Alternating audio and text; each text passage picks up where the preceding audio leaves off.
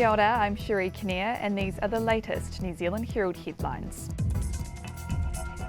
Aucklanders could soon have to pay to drive on inner city roads. The government's set to announce congestion charging in the city next week as part of its final emissions reduction plan. It could pave the way for the system to be in place by 2025, and it could see Aucklanders paying $3.50 to go in and out of the CBD during peak times.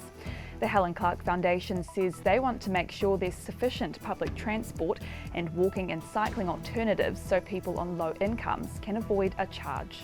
More claims of a government addicted to spending. Our newsroom can reveal the Ministry of Transport spent close to $10,000 on 2 life-sized red Zeros used to promote its Zero Deaths on the Road campaign. Transport Minister Michael Wood said the bill was a very small part of a wider push for awareness, but National Simeon Brown says it's a perfect example of wasteful spending. They don't care that this is actually money which was raised from motorists who are paying exorbitant amounts of money through their fuel taxes and at price at the pump at the moment. Prince Harry has spoken on New Zealand television of his deep connection and respect for Māori. A video message from the Prince played on Māori television last night. He spoke of his organisation Travelist, which aims to make sustainable travel the mainstream.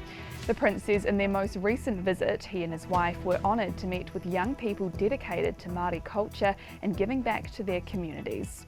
The Maori culture inherently understands sustainable practices and how to take better care of our life-giving land, which are critical lessons we can all learn. Meanwhile, the Queen will miss the state opening of the British Parliament due to mobility problems. The announcement has come this morning from Buckingham Palace. It'll be the first time since 1963 that Queen Elizabeth misses the constitutional ceremony, which sets out the government's legislative plans. Prince Charles is expected to perform her duties. Back here, those looking for their first home are keeping their wallets closed for now.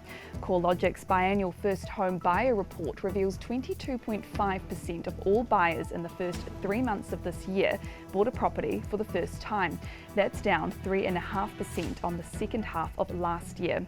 CoreLogic's Calvin Davidson says there's a lot of forces that are bearing down on first home buyers. Their market share now has fallen back to 22.5% over the first quarter of this year. And if you look at March alone, it was down to 21%. So quite a sharp fall. And builders are beaming at the Apprenticeship Boost extension.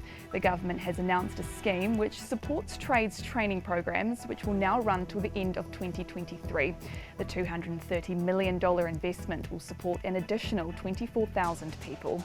And those are the latest New Zealand Herald headlines. For more and to stay up to date, head to nzherald.co.nz.